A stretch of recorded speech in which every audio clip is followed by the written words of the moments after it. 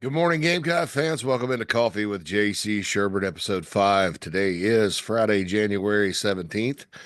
Hope you guys enjoyed your work week. It flew by. Last week, on the other hand, was sort of slow. Anyway, good to be with you today. If you catch the show yesterday, we're going to kind of change up the format on Chief Sports South Carolina inside the Gamecocks. I want to be clear about something, because there's some we got some feedback, obviously, out there. And I'll address a couple of things real quickly off the top. Number one, there's nothing going on with Jamie Bradford, myself, Phil, Mike, anybody that does the show.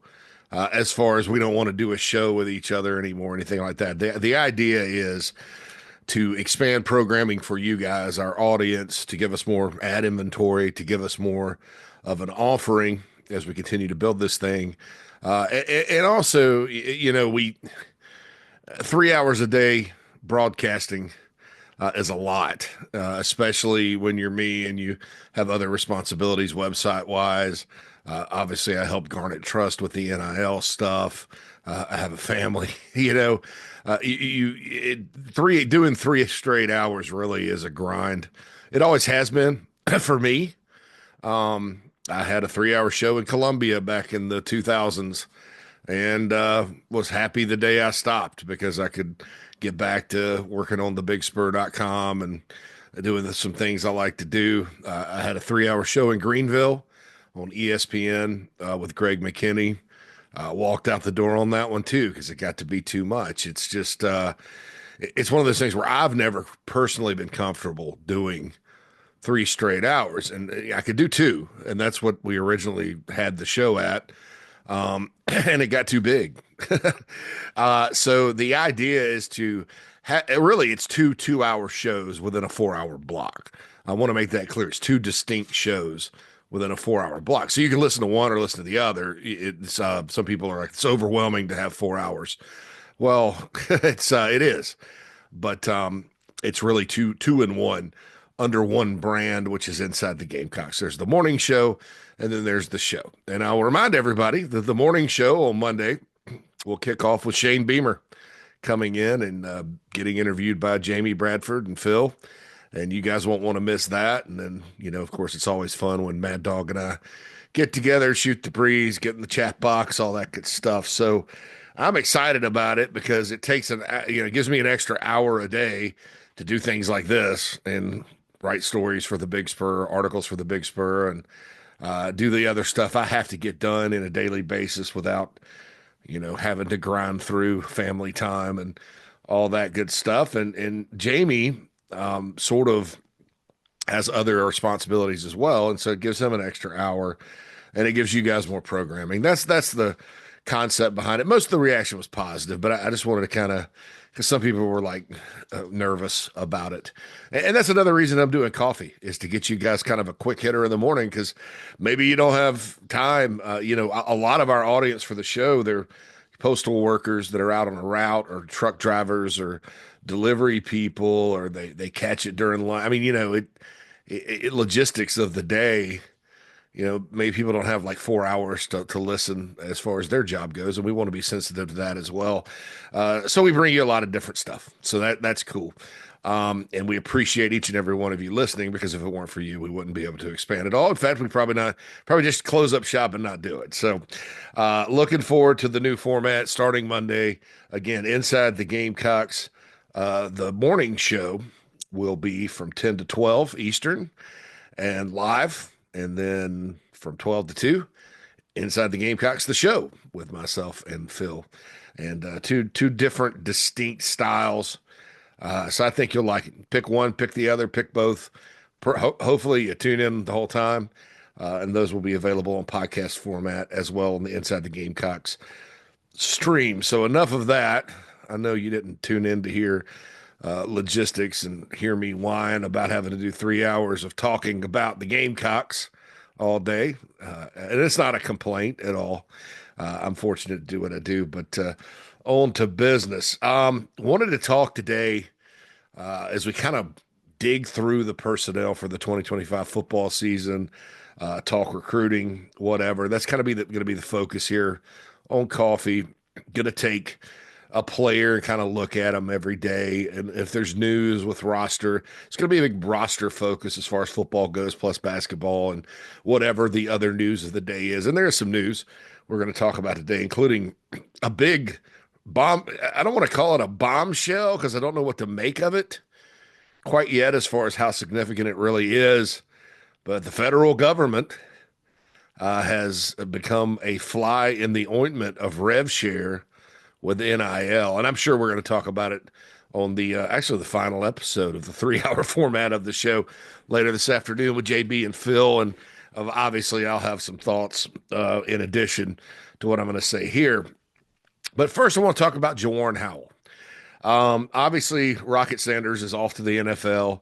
I can't say enough good about what he did at South Carolina. You know, came in with a pretty serious injury with the labrum, had to get it rehabbed, had to get it ready to go. Sometimes guys don't, running back especially, with that kind of 1-year turnaround, it's sometimes hard to go out and play physical and take hits, and Rocket had no problem with that. I mean, from game one on, he was running quite physical. The touchdown against LSU where he kind of ran into somebody, ran over and got in the end zone. Nobody will ever forget that touchdown against Missouri to win the game on the shuttle pass. Sorry. It's a shuttle pass. It's not shuffle. And or is it a shuffle? I had this nailed. Gosh, with a one-man band here recording, I can't like look down at my computer or look over at my phone and look it up. Anyway, the pass at the end of the Missouri game, and just the way he ran physically. I remember one game in Oklahoma. I mean, he had a tough day that day. 15 carries, 33 yards. Oklahoma did a good job of bottling him up.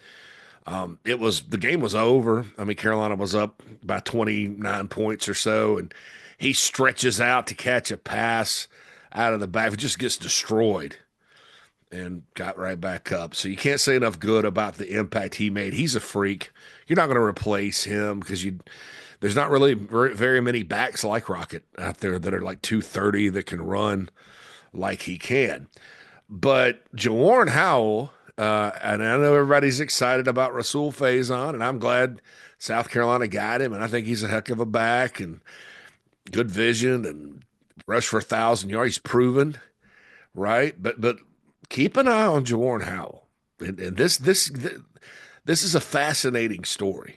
He is, but beyond his story, he's a very talented running back. I mean, my player comparison for him, and I guess as I get older, I hate player comparisons less because I guess I have more history now and can kind of look back in time and compare. But some of you may be too young. Derek Watson was a talented running back out of Palmetto High School that played for the Gamecocks, 99, 2000, and 01. Wore number 22, like Howell did, was about Howell's size, right down to the spin move and acceleration. They remind me of each other quite a bit. But Howell's story is interesting. You know, he was not recruited by hardly anybody. And he's from Mooresville, North Carolina, which is in the Charlotte area. There's a lot of players that get recruited out of Charlotte. I think sometimes the guys that are ranked pretty high out of Charlotte end up not being quite as good as some of the other guys. But I need to go back and research that and make sure. But from Mooresville, 1,811 yards, 22 touchdowns senior season. I don't know if he made the Shrine Bowl or not, looking back on it. South Carolina State found out about him late and got him, and that was his ticket to college football. And then, boom, true freshman at State, 7.9 yards per carry. Freshman All-American, honorable mention at the HBCU level. And some teams were like, oh, man, especially in North Carolina, started kind of sneaking around about the portal, right? Behind the scenes. South Carolina wasn't one of them, from what I'm told. What I'm told is he decided to get in the transfer portal, And the Gamecocks were told about him. And so they found out, got him in. Carolina obviously signed Rocket and Oscar Adaway in the transfer portal class at the running back position for 2024. And so you sort of look at it and it's like, well, this guy, had a long runway, 4 more years, kind of a no-brainer. Just really like replacing Dontavius Braswell, who left. And I think that they didn't, when Braswell got there, they thought he had a long way to go. And he did get better. Now he's at Georgia State, which is probably a place he can go play and do well. Heck, maybe even bounce back because players do that these days. But there just weren't the carries for Braswell this past year. And then he got kind of forced into action in 2023.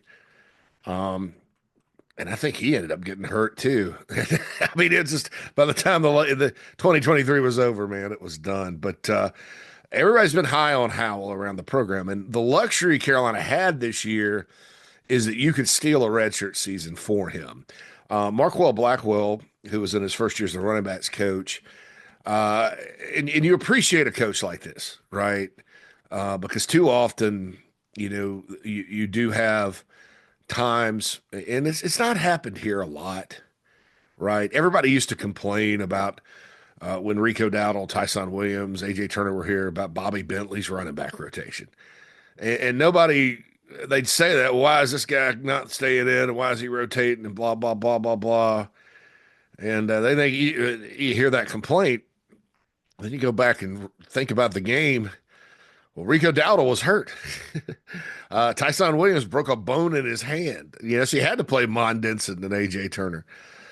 So it was that wasn't really a not ride the hot hand kind of thing. It just seemed that way because that was a brutal period for injuries. I promise on that. So what they decided this year at Carolina was, okay, we got Oscar Adaway, who's an older guy.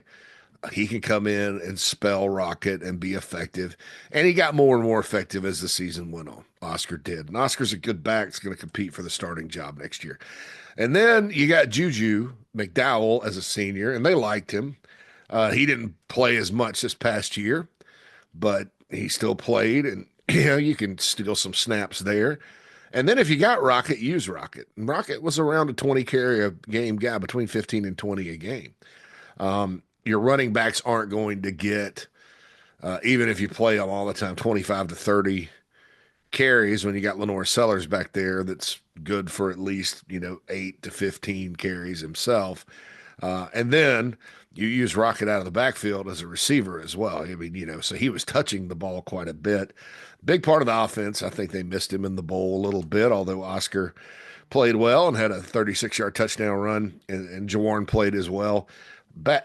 Kind of a bad fumble, but he was effective running the football. Fumbles happen, folks. Let's not, just like we don't let the bowl game, ruin our expectations for next season. Don't let Jawarn Howell's fumble against Illinois ruin your expectations for this guy. I mean, Sanders fumbled in the Clemson game in a key moment early where Carolina could have gone down the field, seized momentum, at least gotten a field goal on the board. It happens. It's unfortunate it happens. I'll tell you a story real quick about fumbles. When I was working for ESPN, I think it was '09. It was '09 because I remember I flew back and I was so tired the next morning, early red eye, because Carolina was playing Kentucky at home. And I was living in Columbia, but I didn't go to the game because I was dead on the couch because that was late night game, getting up going. I wasn't used to that. And Carolina beat Kentucky that day 28-26, and Alshon Jeffrey had his breakout game, so I watched it on TV. And but the night before, I watched Burns travel down to Fort Lauderdale to play an absolutely loaded St. Thomas Aquinas team with Rashad Green and Giovanni Bernard. A bunch of players, bunch of good players on that St. Thomas team. I'd have to go back and look. The guy whose name escapes me, played for the Patriots. He was our big running back at Wisconsin. He was their other back besides Bernard. And Burns was pretty good too. You had Marcus Lattimore, you had the Corey Miller, and Willis on the D line, a bunch of good receivers. Nick Jones was on that team. So it was a powerhouse struggle. Marcus Lattimore fumbled 4 times in that game, and Burns lost. But he also rushed for like 200 and something. uh, and Marcus was not a fumbler. Marcus rarely fumbled. My point of all that is it is running back. Sometimes it happens to them. And, if you have a guy that's got a problem with it, then you can tell it's a problem because it's happening over and over again. But you don't, you can't sit there one fumble on a reception and write a guy off. And look, I'll tell you this right now. There are coaches that'll do that. And those are called bad coaches. You got to discern whether or not it's a problem or not. You kind of figure that out in practice. If a guy's putting it on the ground in practice all the time, you need to do that. So let's erase the fumble. It was unfortunate, but there were a lot of unfortunate things that happened in that football game.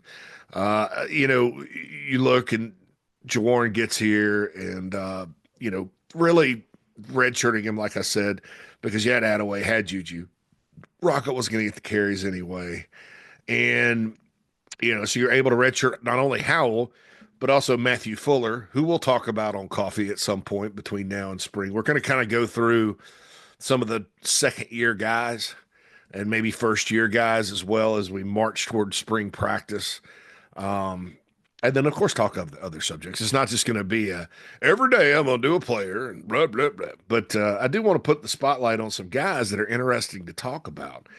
So 19 carries, 123 yards, 2 touchdowns, 6.5 yards per carry, 6 for 32 in the bowl game, and 1 reception for 5 yards. Jawarn, 6'1", 217 pounds. I think we don't get a sense because he doesn't get a lot of carries, a lot of playtime, of how big this guy is. He's big. He's got some shake. He's got some wiggle. He's got a spin move. He's got acceleration. And I think that the key for him this offseason is just going to continue to get stronger, faster, athletic, take care of your body, all the stuff. You're going to hear me say that all over and over again because it's winter workouts, right? we're in the winter period, and that's basically what you do. And then you get to spring. You do a little football all year round now. But I think that Jawarn, Oscar, and Faison, Rahsul, and Fuller are all going to compete for the starting job at running back. I think primarily what you wanted to do when you look at the rosters, you don't want to go in with 3. I've said that before. Now, Carolina could have survived with 3 this past year. There's no question about it. But that doesn't happen every year. I mean, some years you're like, well, 2 are hurt. That leaves you with 1. If he never comes off the field, he's going to get fatigued and ineffective. You are going to have fumbles. So you need to carry at least 4, preferably 5. And so you look at it that way and you're like, yeah, okay, you need a portal running back. Well, one of the things Shane Beamer's always going to do is the cornerstone of the program's competition. He says it over and over and over again. He probably could wear a T-shirt or stamp it on his forehead. Cornerstone of our program's competition. And it has served him well. And it has served this program well. And so why not sign the best back you can? That's why they went after Justice Haynes. That's why they got Faison, a 1,000-yard rusher who had opportunities at Florida State and elsewhere out of Utah State. Because they're like, well, if you're gonna go shopping, and you can, and you find a filet mignon to add to your, you're having steaks, may as well go buy another filet or whatever you like, porterhouse. I don't know. That was a crappy analogy. First thing in the morning. Didn't really go like I planned. But if you're going to do something, why not maximize your roster in the process? Now, you're not going to go play stupid money for a player that probably isn't going to beat out the guys on campus like some teams do. But you're going to go find a guy that's a good player, the best player you could possibly sign that fits your program in the best way possible, and that's Rahsul Faison. So he may start. Oscar Adaway, they love him. He may start. But Jawarn Howell may start too. And, this guy I don't know how everybody missed on him in recruiting. Like I said, he's from Charlotte.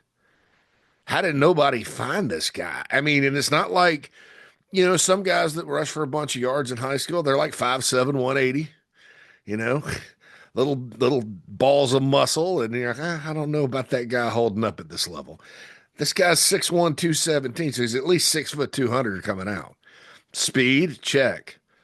I mean, if there was an academic issue, you know, I just don't know. It baffles me. I mean, this is one of those unprecedented things where, the pot of gold isn't hidden somewhere. I mean, if he were from Eastern North Carolina, which I'll say this about recruiting Eastern North Carolina, ECU will usually finds those guys and hides them. That's why East Carolina's historically been pretty good. Now, I think at some point they'll bounce back and be really good again.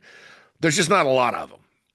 So you're talking about 4 or 5 guys in Eastern North Carolina, but he's not from Eastern. He's from Mooresville. So up 77. So I don't know, man. I have no idea why everybody missed, but if you're the Gamecocks, you're thankful you got him because he's really, really good. Projection wise, I'd give him just as good of a chance to start as Adaway, as Fuller, and as Faison coming in. I'm just gonna say it. I'm that high on this guy. And I think once he gets going in games and gets more than 4 or 5 carries and mop up duty or whatever, you're going to see that. I mean, you're going to see some breakaway ability. Like I said, he's big. He's not like Rocket. Rocket's one of those unique guys that, yeah, he can move and dart and dash and break away speed wise, but we saw this year, Rocket Sanders will run you over as well. I'll have to wait and see on Jawarn running people over. I think that's more Matthew Fuller, to be honest with you.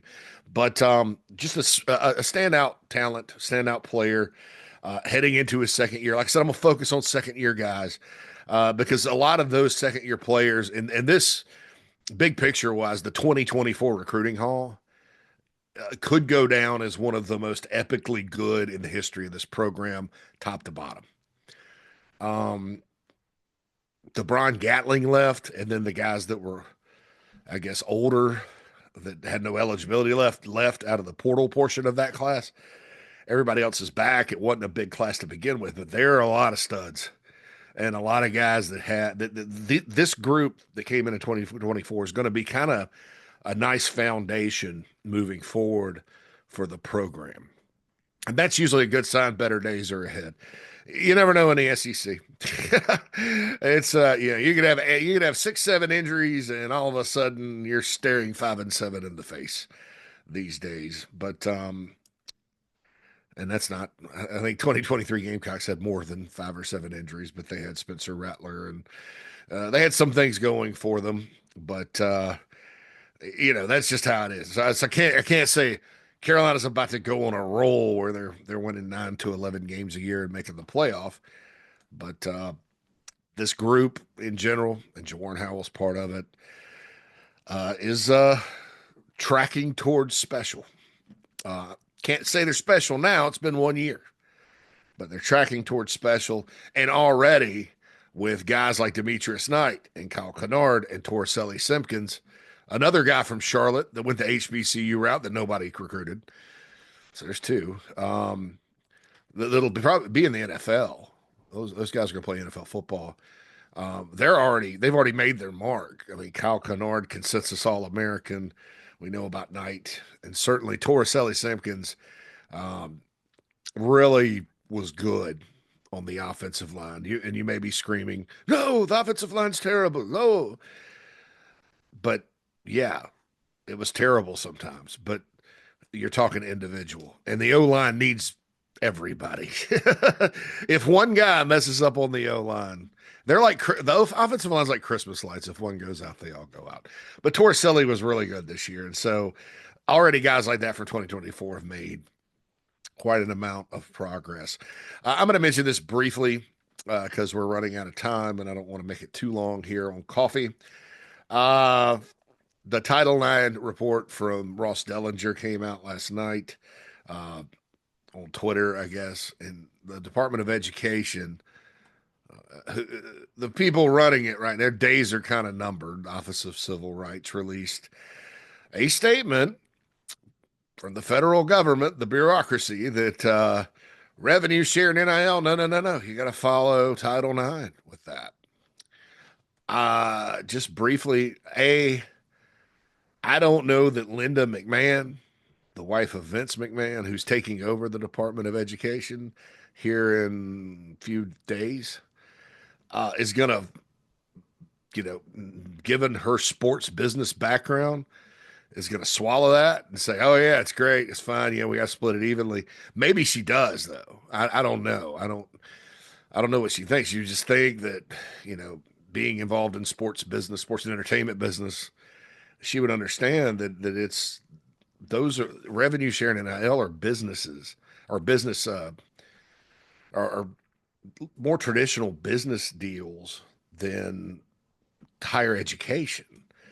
Um, the school is, that money that they're sharing with the student athletes is not like the school providing for its students. It's a business deal, a contract between parties. You get a cut of what you bring in. We don't sit there, at least I hope we don't. I hope we never get to this point, because at that point, America's not a meritocracy, and take your sales commission check that you earned because of who you are and the value you bring and divide it equally between your peers. Um, I, you don't do that. If you're on commission, and that's what revenue shares is, commission, essentially. NIL, in its purest sense, which is what the House settlement lawsuit's supposed to do with the clearinghouse and all that, is basically based on individual value. If you're talking, I mean, there's a difference in value between Joyce Edwards, who is valuable on the women's team, and Lenore Sellers, because the sport's more popular. I mean, I think that these social political issues out there, the gender war, so to speak, need to get the hell out of sports. I mean, look, or entertainment. I mean, the American people and the consumer, they're the ones that speak and control this. This is the way our country's set up. If there's more interest in men's sports than women's sports, that's just how it is. You know, and what gets more interest is going to make more money. Therefore, there's more value in the players, and therefore the players are going to get paid more. I mean, that's all there is to it. And look, I think some things with women's sports, and I'll mention more of this on the show. Like there was an announcement the other day. Oh, they're gonna pay the teams that play in the NCAA women's tournament like they do the men out of the TV money. They weren't paying the teams out of the TV money for the damn women's tournament. What little TV money they have? Why not? So I'm a little upset on the other end of things with the NCAA. Why wasn't that's a no brainer? Why wasn't that done? Do they not pay college baseball teams for going to Omaha? Part of that? I mean, are we not? I mean, that makes no sense at all. At all, you know? And it's things like that that drive the narrative toward the rev share and NIL, which should be a completely separate thing. How does this affect Carolina? This is one of those things. If this thing blows up and there's a Title IX element to it, I have no idea. It's going to make a lot of people hate women's sports, because, women's basketball is just now growing in popularity. If they sit there right now before they've actually earned that, part of the football TV money, when football's really funding most women's basketball. We know that, don't we? Football funds most things, football and men's basketball. They do that, and all of a sudden it affects the ability to compete at the level you want. The whole sport's thrown into roster chaos because players aren't getting their money, and it's just a bad look all the way around. There's going to be some backlash. I guarantee you. So whoever issued this here 3 days before the Department of Education fundamentally changes is a moron and has an agenda and doesn't know anything about sports. And it's just scary because You don't know how the courts are going to look at it. You don't know how people are going to interpret it. You can go judge shopping if there's a lawsuit, obviously, and get somebody to lean towards your political views in just about all cases.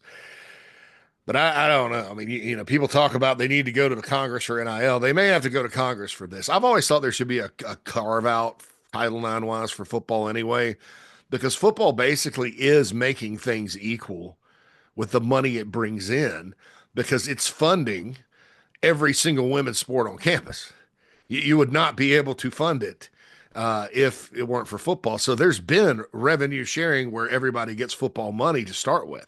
I hope maybe they can total that up, that amount of money, uh, and get things even. The main part of it, though, is that there's not an equivalent women's sports. You can have all the soccer and lacrosse you want, but there's not an equivalent. There's not an 85 person roster on the women's side. If there was, schools would have added it a long time ago. So anyway, I think it's a bunch of bunk. I'm sure we'll talk about it. Would loving to get Mike's, not Mike, but JB's opinion and Phil's opinion on all of that. Speaking of women's sports, on a more positive note, Dawn Staley and the Gamecocks continue to be relatively dominant in the SEC. The Gamecocks go on the road and play Alabama. I'm on the air on Thursdays in Tuscaloosa with Wimp Sanderson and his son Barry Sanderson, who used to be an assistant at Carolina on the basketball court. And they were talking the game up over there. They had a pretty good crowd, and it was 58-53, and the Gamecocks go on an 18-5 run to pull away. I think they were 3 for 20 from three, so not a great shooting night. Joyce Edwards, the true freshman, 21 points for the Gamecocks. Now it's a Sunday showdown with another ranked team as number 13 Oklahoma comes to the Colonial Life Arena. That game is set for 3 p.m. on ESPN. If you want to watch the Gamecocks, who are the number 2 team in the country, UCLA remains number 1. And UCLA, I think, beat the Gamecocks by 15. I think that loss is going to be very positive for this team. I mean, you're 39-0, and you can't go through the whole year undefeated again. Somebody in basketball, eventually, it'll be their night. The shots will be falling, and they will beat you. Rather lose early than late, that kind of thing. And then the men, a very important game. Again, they're playing Oklahoma next, too. It's out at Norman. 4 p.m. tip-off on ESPNU. After the Sooners, who are also 0-4 in the league, 7 straight top 25 AP ranked opponents. For now, they're all ranked right now. So it could either get a little better or a lot worse for Lamont Paris and his team. But you're looking for some light at the end of the tunnel for basketball. Arden Conyers is coming on, double-digit score the last 2 games. He's going to get better and better, and probably is a guy will be back next year. And then, from what Mike was talking, he still thinks the Gamecocks will win, and he sees all these other teams. And then the third part of it is, even if the worst happens and there's a disaster and it's an 0-19 SEC year like Missouri had last season, Missouri's probably going back to the tournament this year. So it's nothing that the transfer portal and all that stuff can't solve. That said, that men's basketball needs more NIL money. And I apologize to anyone out there maybe thought, because I talk about football being so much better and basketball, amazingly enough, more resources than last season.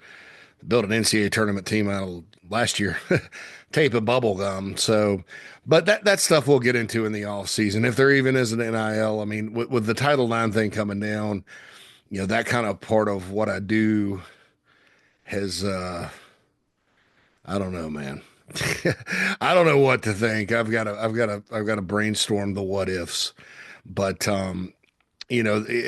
Carolina, was competitive in that department. I'm certainly not blaming the results on that. I mean, the results have been because this group hasn't played well. I don't think there's some guys on the team, style wise, that fit what the best option to win that Lamont Paris wants to do. in key roles. There's some guys that have quite frankly regressed, that aren't specializing in what they specialized in last year, things like that. And then there's been, some guys with expectations like Cam Scott that aren't quite there yet as true freshmen. So it's not NIL that's causing them to lose games this year, certainly by any stretch.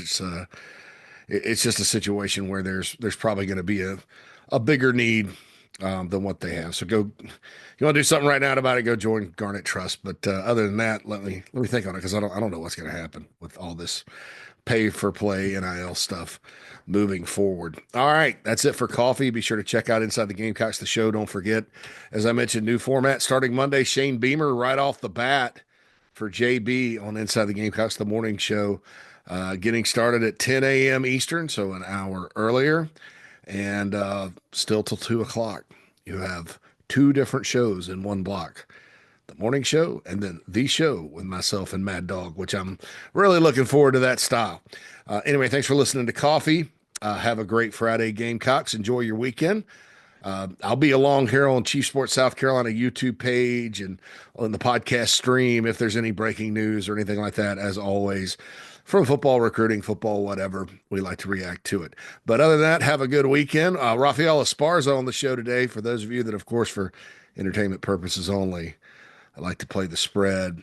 He'll talk about the game, NFL divisional round this weekend, and also Monday night's national championship game. It feels weird because when they play that game, I don't feel like it's the first week of January, but it'll be the 20th. Got to adjust to that. All right, JC Shurburtt signing off. Have a great morning.